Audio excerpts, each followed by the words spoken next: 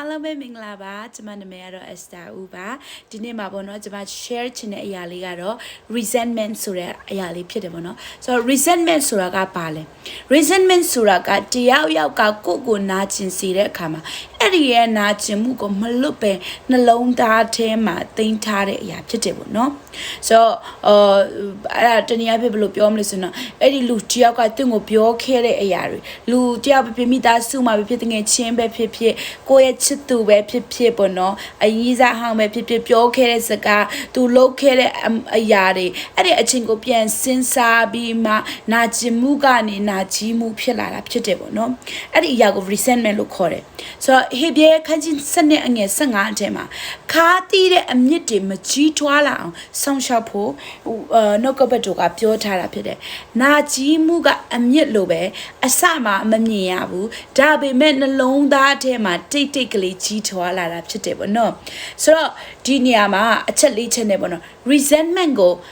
တင်ထားတယ်ဆိုတော့ဘာဖြစ်မလဲနံပါတ်1တင်ရဲ့ peace စိတ်ငြိမ်သက်မှုပျောက်သွားမယ်တင်ညအိလို့မပြောတော့အဲ့ဒီလူအကြောင်းအဲ့ဒီဖြစ်ပျက်ခဲ့တဲ့အရာကိုပဲတင်စဉ်းစားနေမှာဖြစ်တယ်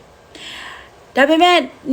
အေရှာယ26:3ထဲမှာတော့ဘုရားသခင်ကိုယုံကြည်တဲ့သူတွေအားလုံးကိုငြိမ်သက်ခြင်းဘုရားသခင်ကပေးထားပြီးဖြစ်တယ်အာမင်အဲဆိုနံပါတ်1တစ်ချက်အနေနဲ့ဒေါသကြီးလာမယ်လူတိုင်းကိုအလွယ်တကူစိတ်ဆိုးလာမှာဖြစ်တယ်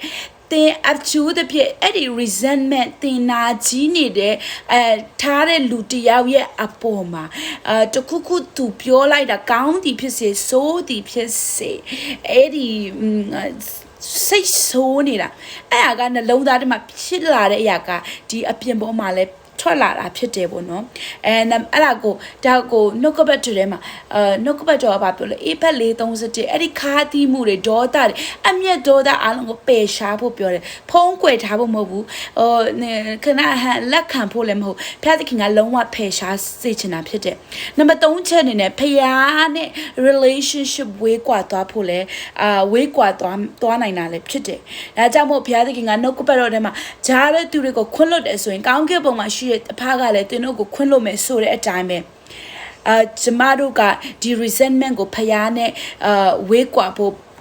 ဘယ်လိုလဲ build that wall build အမလို့ဖို့အရေးကြီးတာဖြစ်တယ်ပေါ့နော်နံပါတ်4တစ်ချက်အနေနဲ့အတိတ်ထဲမှာပဲပိတ်မိနေမယ်တင်းရဲ့ဘဝကဖယားသခင်ကအခြားသောတကားတွေကိုဖွင့်ပေးခြင်းပေမဲ့လေအတ္တိနာကြီးမှုကတင့်ကိုနောက်ပြန်ဆွဲထားနိုင်တာဖြစ်တယ်ဟာဒီလူကငါ့ကိုဒီလိုပြောခဲ့တာအတ္တိအရာနဲ့ပဲတင့်ကိုဖယားကအရှိမပြောထားအရှိမခေါ်ထားတဲ့ရည်ရွယ်ချက်ပန်းတိုင်ကိုမရောက်ပဲနဲ့အဲ့ဒီရဲ့နာကြီးမှုကတင့်ကိုဆွဲထားနိုင်တာဖြစ်တယ်တင်းအတိတ်ထဲမှာပဲပိတ်ထားမိနိုင်တယ်ဆိုတော့ဒီရဲ့ resentment တွေကိုကျမတို့ဘယ်လိုဖျောက်ဖျက်မလဲဘယ်လိုမျိုးပယ်ထုတ်မလဲကျမတို့အသက်တာတဲ့ဘယ်လိုမျိုးပယ်ထုတ်မလဲနံပါတ်1ကိုယ့်ရဲ့နာကျင်မှုကိုဝန်ခံပါ stop pretend like you are okay to accept that you are not okay and it hurt ငါနာကျင်တယ်ငါအဆင်ပြေတယ်ဆိုပြီးမှကို pretend လုပ်ဖို့တော့ဟန်ဆောင်ဖို့တော့မဟုတ်ဘူးအဲ့ဒီအရာကိုကျမတို့တွေကကိုယ့်ရဲ့နာကျင်မှုတဲ့အရာတွေကိုဝန်ခံဖို့လိုတယ်နံပါတ်2ကတော့ဖျားစီယူလာပါဝိညာဉ်တော်စီကိုပေးအပ်ပါဝိညာဉ်တော်ဖျားကတင့်ကိုမာဆနိုင်တာဖြစ်တယ်အာမင်တစ်ပင်9ခွန်ထဲမှာဆိုရင် cast all your anxiety on him all လို့ပြောလိုက်တဲ့အခါမှာတစ်ခုနှစ်ခုပဲမဟုတ်တင်းကိုတင်နာခြင်းခဲ့တဲ့အရာမှန်သမျှအားလုံးတင်းမှာရှိတဲ့ပြဿနာအားလုံးကိုဝိညာဉ်တော်ဖျားကကူမဆပေးနိုင်တာဖြစ်တယ်ဖျားစီယူလာပါအဲ့ဒီအရာယူလာဖို့ကအရန်ရေးကြီးတာဖြစ်တယ်နံပါတ်3တစ်ချက်အနေနဲ့ခွင့်လွတ်ဖို့အမြဲတမ်းရွေးချယ်ပါခွင့်လွတ်ဖို့က decision က feeling မဟုတ်ဘူးကျမတို့ခံစားချက်ကောင်းမှခွင့်လွတ်မယ်ဆိုတာမဟုတ်ပဲနဲ့ငါဒီနေ့မှဒီလူကိုငါခွင့်လွတ်မယ်အဲ့ပြီးတော့ဖျားကငါ့ကိုရည်ရွယ်ထားတဲ့ပေးထားတဲ့လမ်းကိုငါသွားမယ်ဆိုပြီးမှကျမတို့အဲ့ဒီလှုပ်ဖို့ဆုံးဖြတ်ချက်ချဖို့ကကျမတို့အရေးကြီးတာဖြစ်တယ်နံပါတ်နောက်ဆုံး၄တစ်ချက်အနေနဲ့ကျမတို့ရဲ့နာကျင်တဲ့သူတွေအတွက်ကျမတို့ဆုတောင်းပေးဖို့လိုတယ်ယေရှုကသူကားတိုင်းပေါ်မှာတင်တက်တဲ့အခါမှာသူ့ကိုတင်တက်တဲ့အခါမှာနော်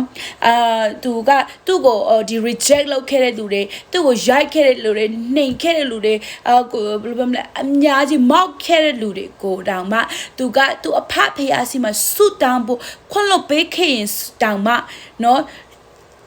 တပ်ဖို့ထိတောင်လုပ်တဲ့သူကိုသူကတော့မှခွင့်လွှတ်ပေးဖို့ဆူတောင်းနိုင်နေဆိုတော့ကျမတို့လည်းထိုဖျားရဲ့ခွန်အားနဲ့ဖျားကပေးတဲ့ခွန်အားနဲ့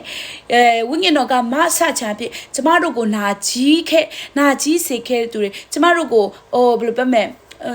နော်ခံစားချက်ဘယ်လိုပြောမလဲခွင့်မလွတ်နိုင်လောက်ခဲ့တဲ့အရာတွေကိုကျမတို့ကလည်းခွင့်လွတ်နိုင်မယ်ဆိုတာကိုကျမကဒီမှာဘောနော်ခွန်အားပေးချင်တာဖြစ်တယ်အဲအကြောင်းဘောနော်ဘုရားသခင်ကကျမတို့ကိုပြောလဲဆိုရင်ကျမတို့ရဲ့ယဉ်သူတွေအတွက်ဆုတောင်းပေးမယ်ကျမတို့ကောင်းချီးပေးဖို့ကကျမတို့ရဲ့တာဝန်ဖြစ်တယ်ပေါ့နော်အဲ့ဒါကြောင့် resentment ဆိုတာကသူတပားကိုနာကျင်စေဖို့ကိုအစိတ်တောက်နေရတဲ့ပဲတူတာဖြစ်တယ်မိတ်ဆွေအဲ့ဒါကြောင့်ကိုပဲဘယ်လိုပြောမလဲသူတပားနာကျင်ဖို့အတွက်ကိုတတ်နေတယ်လို့မျိုးပေါ့နော်ဖြစ်နေတာဖြစ်တယ်အဲကြောင့် resentment ဆိုတာတော်တော်ကြောက်ဖို့ကောင်းတယ်ဖယားသခင်ရဲ့နိုင်ငံတော်ထဲမှာဆိုရင်ကျမတို့ဒီ resentment နဲ့ဖျားသခင်ရဲ့အမှုတော်မြတ်ထဲမှာတွားဖို့တော့မလွယ်ဘူးဖြစ်တယ်ဒီအရာကိုဖျားကကျမကိုလည်းဒီတင်ယူပေးတင်ပေးတာဖြစ်တယ်ခွင့်လွှတ်နိုင်ဖို့လည်းကျမကိုဒီတင်ပေးခဲ့တာဖြစ်တယ်ပေါ့နော်ဆိုတော့အဲကြောင့်မို့ဒီမှာရှစ်တယောက်ချင်းစံကိုကျမကပြောချင်တယ်ပေါ့နော်In the kingdom of God, forgiveness is not optional. It must do. ဖျားရဲ့နိုင်ငံတော်ထဲမှာခွင့်လွှတ်ခြင်းဆိုတာကတင်ရွေးချယ်လို့ရတဲ့အရာမဟုတ်ဘူးလောက်ကိုလောက်ရမယ့်အရာဖြစ်တယ်ပေါ့နော်တင်ဆုံးဖြတ်ချက်ချပြီးလောက်ရမယ့်အရာဖြစ်တယ်အဲ့ဒါကြောင့်ကျွန်မမေးချင်တယ်ဒီနေ့မှာတင်ပယ်နာခြင်းမှုကိုတင်အခုထိကင်ထားနေလေတင်ဘသူကိုခွင့်မလွတ်နိုင်သေးလေပေါ့နော်ဖျားကပြောတယ် Let it go, I will heal your heart. တင်နာခြင်းခက်တယ်ခွင့်လို့ဖို့ခက်တယ်အမှန်တကယ်ကျမလည်းသိတယ်ပြောရတာကဒါလွယ်တာတကယ်လို့မယ်ဆိုတော့အရင်ခက်တာဖြစ်တယ်ဒါပေမဲ့ဝိညာဉ်တော်ကမဆမှာဖြစ်တယ်မိတ်ဆွေဒါကြောင့်ဖျားသခင်ကနှလုံးကြေကွဲတဲ့သူရဲ့အနားမှာရှိတယ်ဆိုတိုင်းပဲတင်အရင်ဒီလူတယောက်နေနာကြီးတဲ့အရာတွေဒီခွင့်လို့ဖို့ခက်တဲ့အရာတွေကိုခက်တယ်ဒါပေမဲ့ခွင့်လို့ဖို့ပေါ့နော်ဒီနေ့မှာဘူးဝိညာဉ်တော်ဘုရားကတင်ကိုဒီအရာအဖြစ်စကားပြောတယ်ဆိုတော့ကိုကျွန်မယုံကြည်တယ်ကျွန်မကိုလည်းစကားပြောတာဖြစ်တယ်ဒါကြောင့်မို့ပေါ့နော်ကျွန်မတို့ဘုရားကကျွန်မတို့ပြင်ဆင်ထားတဲ့ကြီးမားတဲ့အရာတွေကိုသွားနိုင်ဖို့အတွက်ကျွန်မတို့ရဲ့အတိတ်မှာမနေပဲနဲ့ကျမတို့ဒီရဲ့နာကြီးတဲ့အရာတွေမခွင့်လွတ်နိုင်တဲ့အရာတွေကိုခွင့်လွတ်ပြီးမှကျမတို့ရှေ့ဆက်သွားဖို့ပဲဖြစ်တယ်ဆိုတဲ့အရာလေးနဲ့မှအနေငယ်sharing လုပ်ချင်တယ်အရောက်စီတိုင်းပုံမှာဖျားရှင်ကောင်းကြီးပေးပါစေ and I hope you will have the rest of the week is blessed and prosper and may God give you peace in the name of Jesus amen bye bye see you all